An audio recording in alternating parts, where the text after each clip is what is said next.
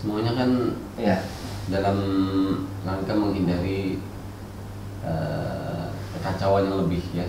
Mungkin kalau sampai semakin sering orang berkumpul, maka semakin besar potensi untuk terjadi penularan. Ya. Nah, maka al-wiqayah itu khairun minal ilaj, ya, mencegah lebih baik daripada mengobati. Ya, kalau kita bisa.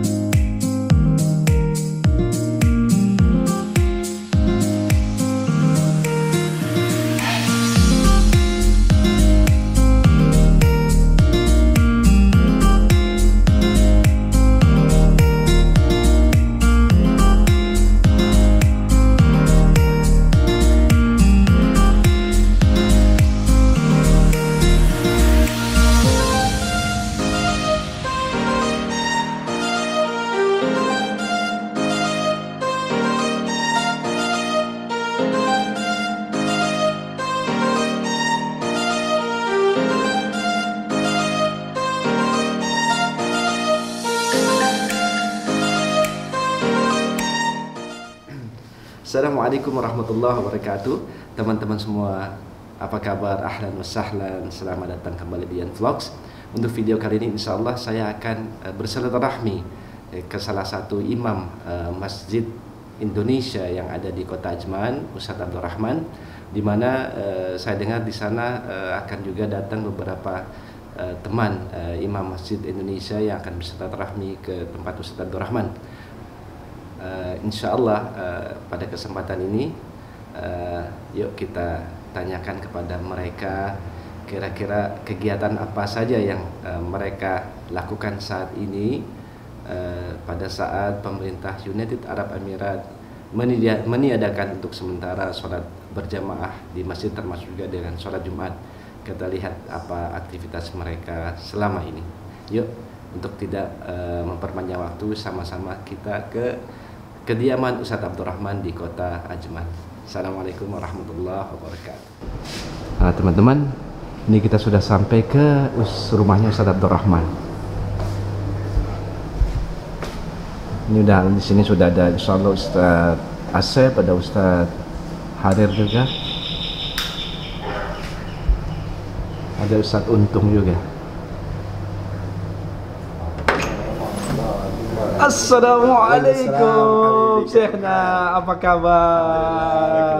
Insyaallah sehat, Masya Allah. Nih Ustadz Abdul Rahman tuh. Ahlan wa sahlan. Lihat, ini saya pengen tahu tuh. Ini ternyata beliau ini suka olahraga nih. Kalau kepaksa ya. Tuh, mantap nih. Ada siapa aja sih?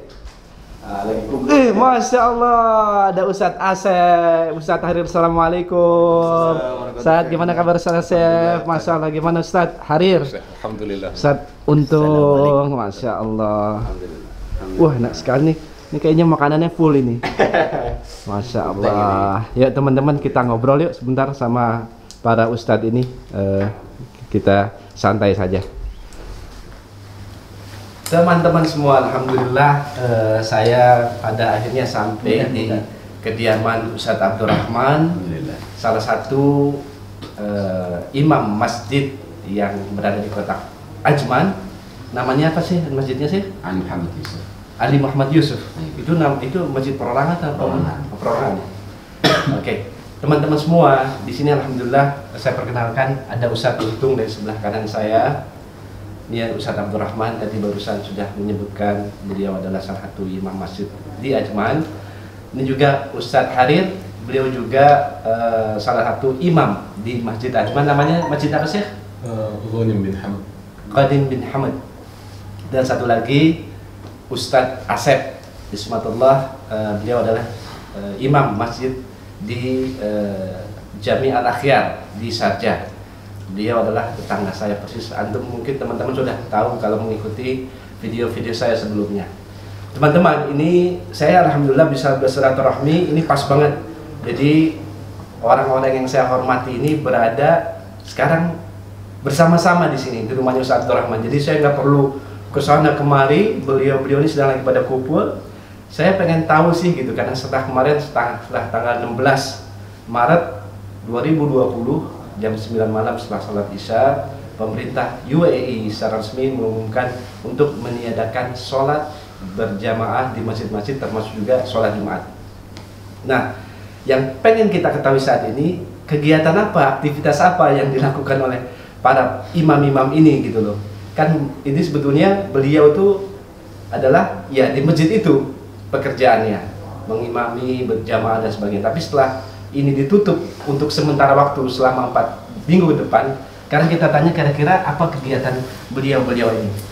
Kita tanya dulu. Tuan rumah. Ustadz Abdurrahman, namanya panjang siapa sih? Abdurrahman Abdurrahman bin Arwani. bin Arwani. Gimana sih? Sekarang antum kegiatannya apa aja nih dalam beberapa hari ini setelah ada keputusan tersebut? Alhamdulillah ala kulli hal ya. Semua yang pasti ada kesedihan saat kenikmatan untuk sholat berjamaah bersama di masjid. Sementara ini Allah ambil sebenarnya untuk introspeksi buat diri kita masing-masing ya. Alhamdulillah, tapi dengan tiadanya sholat jamaah di masjid, sementara ini kita malah lebih fokus untuk introspeksi diri kita. Masya Allah, lebih kepada Alhamdulillah lebih banyak waktu untuk berkhulwat dengan Allah ya. Lebih banyak waktu untuk menyendiri, menyibukkan diri dengan ya entah itu membaca Al-Quran, entah itu mungkin ada buku-buku yang sebelumnya target kita baca belum bisa kita baca, jadi ada waktu untuk kita baca. Intinya kita coba isi dengan hal-hal yang positif lah, dengan hal-hal yang bermanfaat. Tapi sebenarnya walaupun tidak ada kegiatan sholat berjamaah di masjid pun tetap ada amanah yang harus kita jaga sampai di sini. Ya, diantaranya tetap mengawasi sekitar masjid. Azan tetap ada sih ya. Azan tetap ada 5 waktu seperti biasa. Namun kalau di Ajman beda dengan di Sarja ya. Beda. Kalau Ajman gimana? Mungkin teman-teman biar tahu sih. Nah, kalau di Ajman saya dengan Ustaz Harir ini azannya hanya, jadi dalam satu kota hanya satu muadzin. Ya, maksudnya, nah ini betul. Jadi satu kota hanya ada satu muadzin yang bertindak sebagai muadzin ya, yang azan. Jadi di masjid namanya Masjid Syekh Zaid. Kalau di Indonesia mungkin Masjid Agungnya. Jadi satu kota ada Masjid Agungnya. Jadi muadzinnya hanya satu, kemudian disebar semua masjid. Itu berapa satelit ya? Menggunakan satelit itu. Itu rekaman adzan berarti istilahnya. Oh, langsung itu. Langsung. Oh, langsung ya. Live. Oh, live. Setiap itu ada adzan. Seperti kayak dibuat seperti siaran radio lah. Oke. Oh, berarti bukan rekaman tapi langsung ya. Ada satu gitu ya. Ada muadzinnya. Masya Allah. Jadi setiap sholat live dan kita hanya menyalakan di sini sound systemnya kita nyalakan dan receivernya untuk menerima adzan itu kita. Apakah jalan-jalan sih selama ini? Alhamdulillah, paling tidak untuk jalan-jalan belanja kita gitu. masih belum berani jauh-jauh ya karena yang gitu. Karena memang seperti ini pemerintah mentaati dari regulasi pemerintah untuk standby. Oke. Insyaallah Ustaz Abdurrahman nanti kita kembali lagi sekarang ke Ustaz Harir. Ustaz Harir kira-kira gimana juga aktivitas setelah pemerintah WI ini meniadakan dulu sholat berjamaah? Alhamdulillah, tambah nganggur Pak. Oh, tambah nganggur. Karena sebelumnya 2 minggu yang lalu sekitar akhir Februari itu saya sama istri sempat jalan-jalan juga ke Dubai Village. Global Village. Global Village. Itu waktu itu belum seketat ini kan, masih belum tutup. Itu terakhir.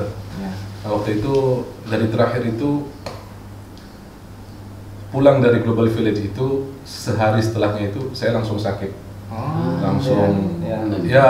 Itu pertama flu, terus flu, terus batuk, sampai parah banget Pak, sampai suara itu nggak ada, sampai sholat pun sudah hampir dibadalin terus ya.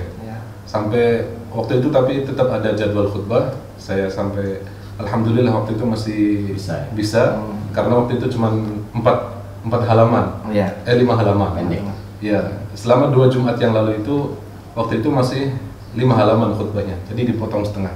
Alhamdulillah masih bisa. Ya, karena waktu itu memang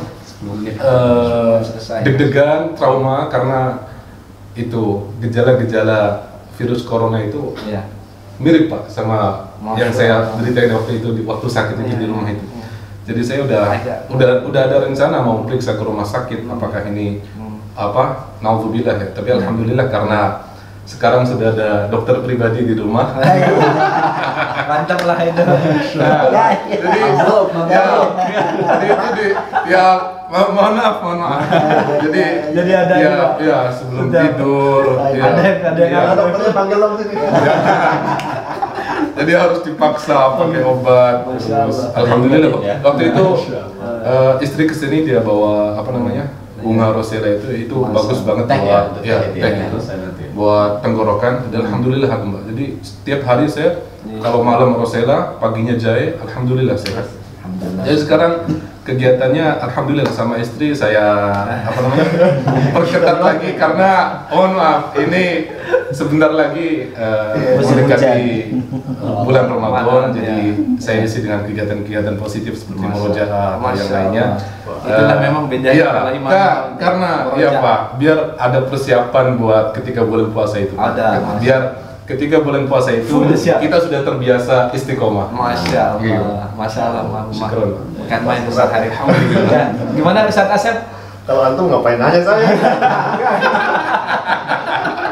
Ini pasti kalau sudah tahu ngikuti video saya, memang rumahnya Ustaz Asep persis di depan rumah. Jadi seberangan doang, jadi bisa begini dari jauh. Gimana sih? Kalau di Al-Akhir sendiri kan pasti perbedaannya mencolok ya. Iya. Tapi di sana masjid besar sekali. Setiap sholat itu kan nggak kurang dari 200 orang kurang lebih. Masya Allah, tiap 5 waktu itu. Ya. Jadi ketika saya kalau di Sarja itu kan saya menggunakan adzan langsung gitu. Ketika saya ucapkan dengan kata apa namanya adzan terus ditambah dengan sallu itu rasanya ada itu, gimana gitu. Iya, apalagi pertama kali itu Masya Allah. Iya. Kalau untuk kegiatan sehari-hari ya kalau adzan kan nggak ribut, seperti biasa aja gitu. Kalau Sarja itu betul ya. seperti biasa. Cuman bedanya itu, jadi nggak ada sholat berjamaah gitu aja.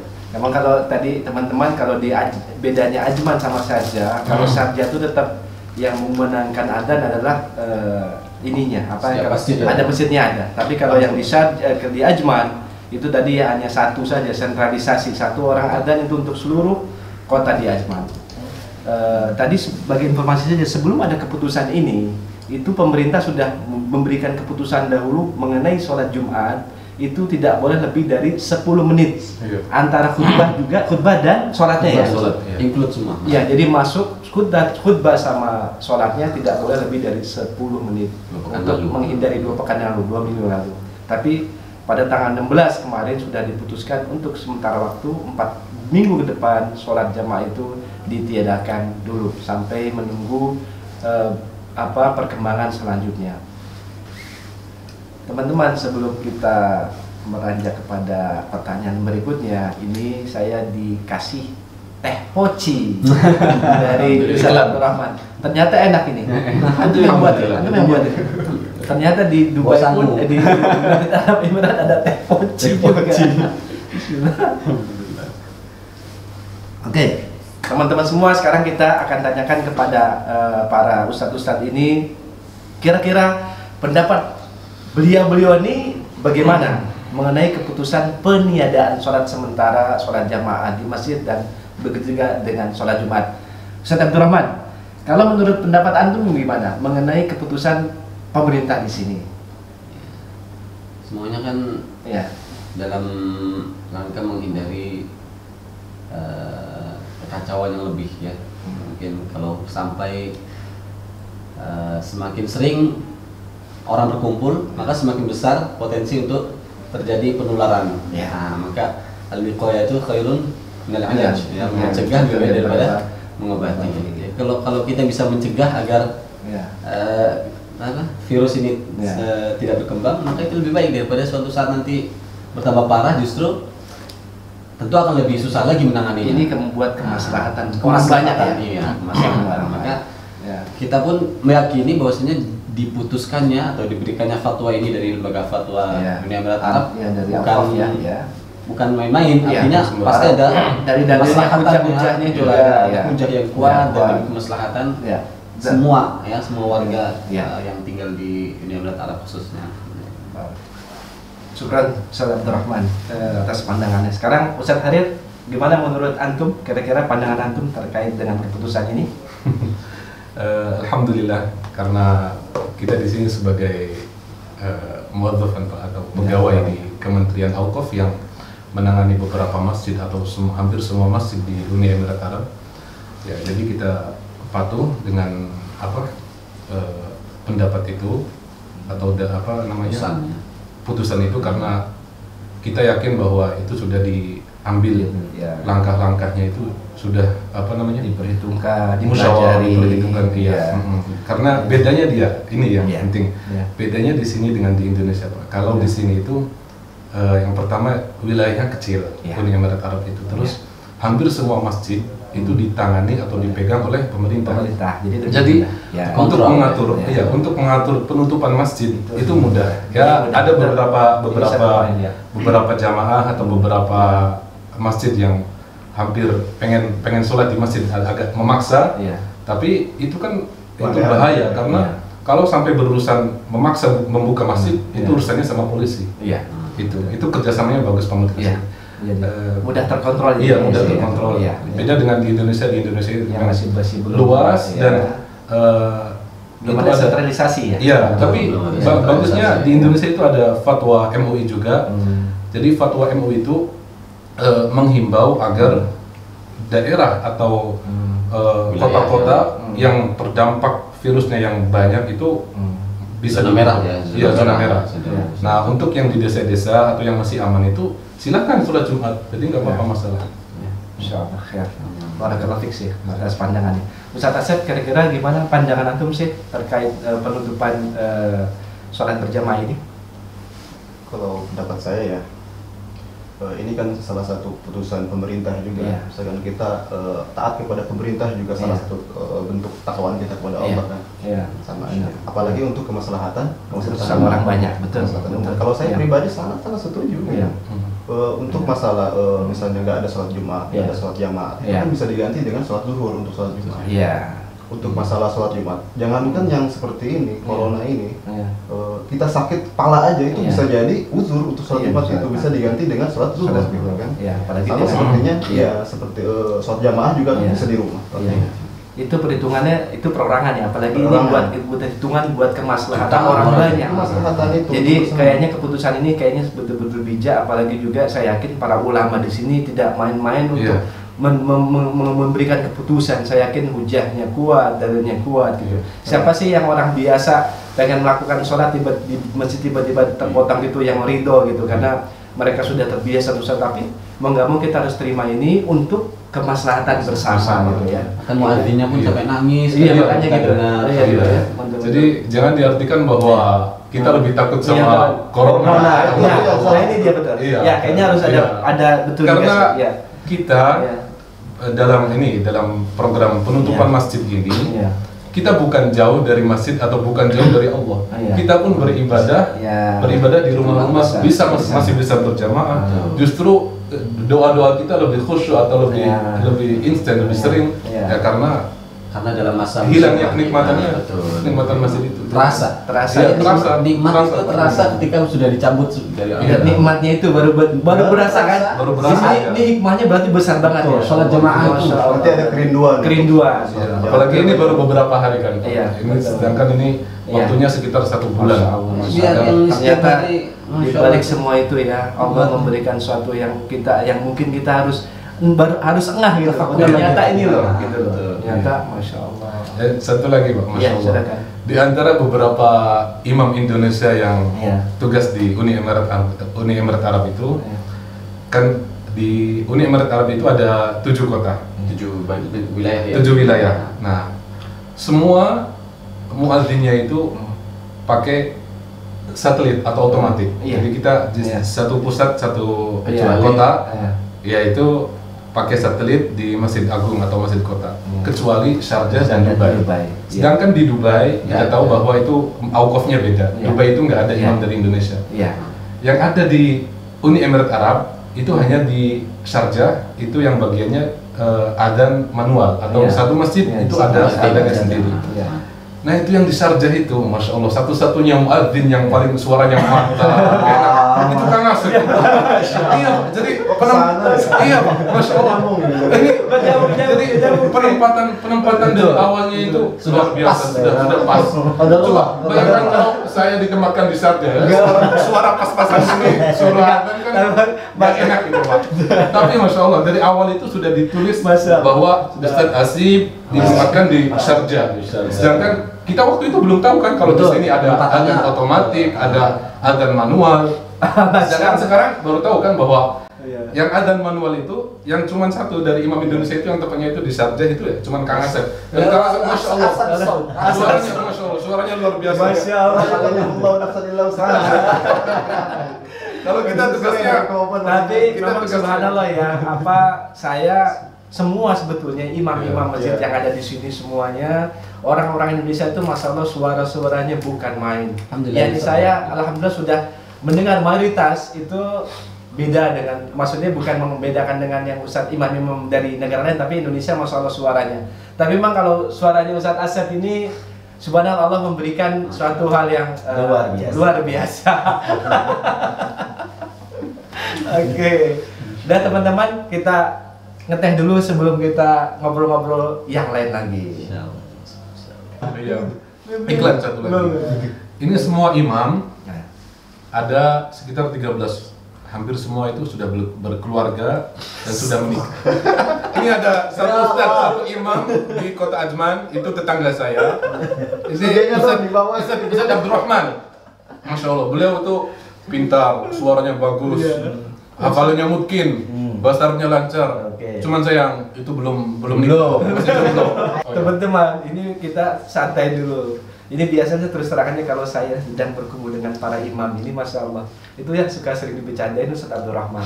Saat ini Ustadz Abdurrahman itu ini makanya saya suka bercandain sih, antum ini di Indonesia itu yang bukan antum yang nyari, pasti banyak yang daftar sudah, banyak yang ngantri gitu. Jadi sekarang ini Ustadz Abdurrahman masih jomblo. Saat ini kalau kita kumpul pasti sering dibully adalah Ustadz Abdurrahman. Banyak alhamdulillah teman-teman tadi sudah kita promosikan. Ini saya melihat memang Ustadz Abdurrahman itu Masya Allah ya. Semoga Allah memberikan jodohnya cepat gitu ya. Amin ya Allah. Oke teman-teman semua, selanjutnya insya Allah ini pertanyaan terakhir. Kita sambil nyantai-nyantai tadi ya kan. Kira-kira Ustadz ini pandangan-pandangan antum ya, kira-kira pesan apa yang antum bisa berikan kepada teman-teman Indonesia. Terus terang memang kalau kita lihat di media itu banyak sekali kita lihat antara ada ini pro dan kontra terhadap penutupan beberapa masjid ya terutama di Indonesia karena terkait dengan virus corona ini. Sih gimana sih pertama tuh? Yang pertama kita berusaha menaati pemerintah ya, kebijakan pemerintah dalam mengambil keputusan atas dengan sudah mengetahui maksudnya mereka sudah kita pelajari bahwa keputusan itu sudah karena pemerintah pun mengambil juga dengan berdasarkan data-data yang akurat insyaallah. Terlebih seperti dijelaskan Ustadz Harir tadi, mungkin di beberapa wilayah ada yang termasuk zona merah atau zona kayak di Solo kemarin sudah 2 orang wafat, sudah masuk kejadian luar biasa, sehingga kalau diterapkan untuk misalkan sebagian masjid ditutup atau sebagian masjid mungkin ditiadakan sholat jamaah meskipun sholat Jumat masih ada, silakan ditaati, silakan ikuti peraturan yang ada, karena insya Allah semua bukan karena menghalangi untuk berjamaah, tapi untuk kebaikan kemaslahatan bersama. Masya Allah, hayakallah. Antum sih, Ustadz Asep, silakan Ustadz. Saya juga sebetulnya sama dengan pendapat beliau. Saya teringat dengan pesan itu ya, Al-Habib Novel Al-Idrus. Kita itu jangan takut dengan penyakit, juga jangan sombong dengan penyakit.